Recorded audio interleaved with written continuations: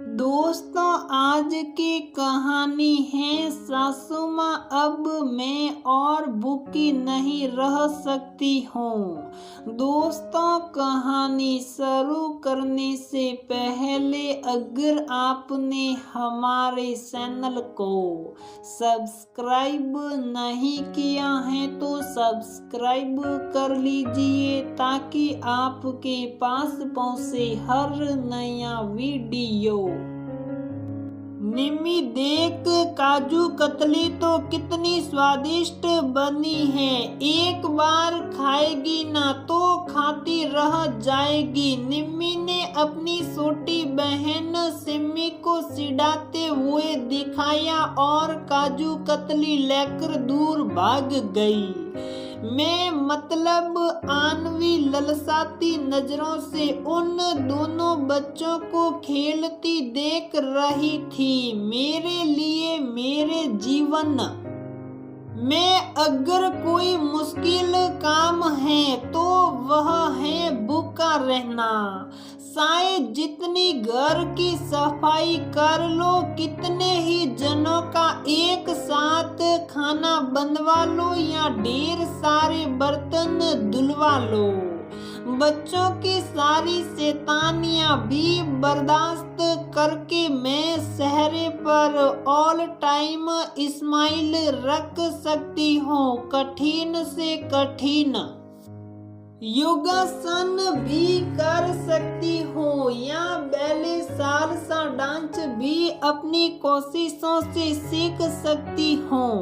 पर जब भूखे रहने की बात हो तो मेरे लिए उतना ही कठिन है जितना सुए को देखकर बिल्ली का भगत बनकर रहना। बचपन से ही बहुत पेटू किस्म की लड़की थी।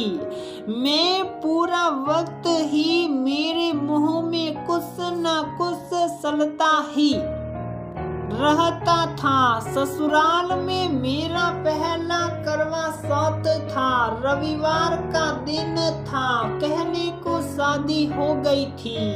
सर पर बहुत तरीके की जिम्मेदारियां आ चुकी थी, लेकिन मन का बचपना थोड़ी ना खत्म होता है। आप सोचेंगे चांद देखने से पहले ही व्रत तोड़कर लड्डू पेड़े खा लिए होंगे मैंने, लेकिन नहीं, भगवान की कसम पानी का एक घूंट भी नहीं पिया था मैंने। पति से बहुत प्यार जो करती थी, फिर पहला करवा चौथ, नई बहू, पता नहीं कैसे तन मन में ढेर सारी शक्ति भर गई जो मैं दिन भर भूखी रह गई। दिन तो गुजर गया और रात 8 बजे तक मैंने कुछ नहीं खाया, पर अब रहा नहीं जा रहा था।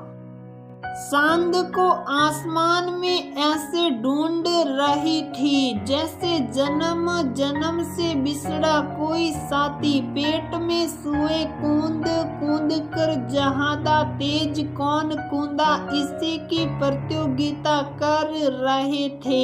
ऐसे में पकवानों की खुशबू मेरे तन बदन में आग लगा रही थी और मैं किसी पानी से लबालब भरे हुए कुएं के सामने प्यासी बन खड़ी थी। आखिरकार चांद आ गया। हमारे यहाँ पति के हाथों से ही व्रत तोड़ा जाता है। अब मैं पति देव को ढूंढने लगी, लेकिन पति देव तो कहीं दिख ही नहीं रहे थे। सीआईडी के ऑफिसर प्रभु मन की तरह घर के छोटे छोटे बच्चे उन्हें सब जगह ढूंढ चुके थे। पति देव किसी जरूरी काम से बाहर चले गए और मोबाइल घर पर छोड़ गए। मुझे ऐसा लगा पति देव मुझे धोखा देकर चले गए। भला भूखा प्यासा कौन छोड़कर जाता है। खुद तो दिन भर से माल पर माल खाए जा रहे थे। इतने में पति देव का फोन आया। बोले अभी भी 1 घंटा और लगने वाला है। हाय राम, 1 घंटा और मैं अब क्या करूं। पेट के सूहे तो कूद कर जैसे बाहर ही आने को तैयार थे। रसोई में ढेर सारी मिठाइयाँ मुझे आवाज दे देकर पुकार रही थी और काजू कतली तो मुझे नाश्ते सी ही प्रतीत हो रही थी।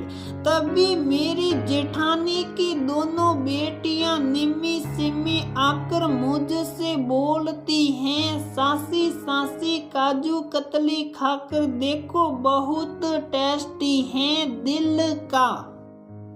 बच्चा मेरा इधर उधर नाच रहा था और पुकार पुकार कर कह रहा था, सांद तो आ ही गया।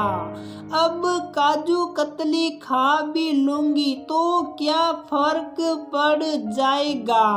आखिर सबसे नजरें चुरा कर मैं रसोई में गई और उस काजू कतली को मेरे पेट का रास्ता दिखा ही दिया। निम्मी सिम्मी को मैंने चुप रहने का इशारा कर दिया। सही कह रही हूँ। जैसे विज्ञापनों में चलचित्र धीरे करके मॉडल को चॉकलेट खाते हुए आनंद में दिखाया जाता है, उससे भी कहीं ज्यादा आनंद मुझे मिल रहा था। तभी सासू जी की आवाज आई और मैं किसी शोर की भांति रसोई से बाहर आ गई। अब कतली तो खाली, लेकिन औरत मन को चैन कहाँ। पल पल में लज्जित महसूस करने लगी। चेहरे पर उदासी की लकीरें खिंच गई, लेकिन किसी का ध्यान ही नहीं गया।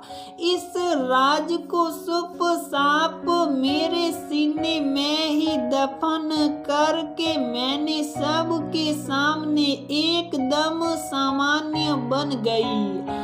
लेकिन आखिरकार मेरी चोरी पकड़ी गई। निम्मी सिम्मी को उनकी मम्मी ने काजू कतली खाने से मना किया था और जब वह खाती पकड़ी गई तो उनकी डांट पीटी और अपनी मासूमियत में उन्होंने ये भी बता दिया कि सासी ने भी हमारे साथ कतली खाई थी।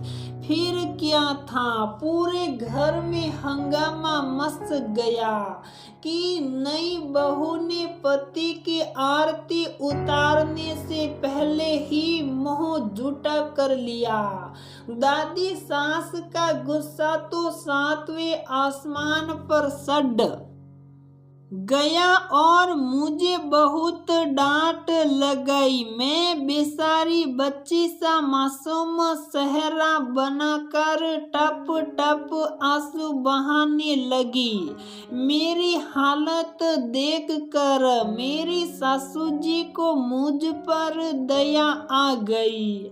अब बस की करिए मम्मी जी, नई नई शादी हुई है, बच्ची ही तो है, क्या हो गया, मन कर गया तो। दिन भर से भूखी भी तो थी और सांद आने के बाद ही तो मुंह झूठा है। कोई बात नहीं, अब माफ करिए इसको। आखिर मम्मी जी के बीच में बोलने पर दादी जी का गुस्सा थोड़ा शांत हुआ, लेकिन मुझे मेरे बचपन से भरी इस हरकत पर बहुत अफसोस हो रहा था। बचपने में ही सही पर मैं ये कर चुकी थी और अब पेट के अंदर गई काजू कतली बाहर तो आ नहीं सकती थी। अब मैं खुद 2 बच्चे की माँ बन गई हूँ, लेकिन आज भी मेरा काजू कतली को लेकर प्यार खत्म नहीं हुआ है और मैं खुश हूँ कि मेरे मन का बचपना अभी भी मेरे अंदर बना हुआ है।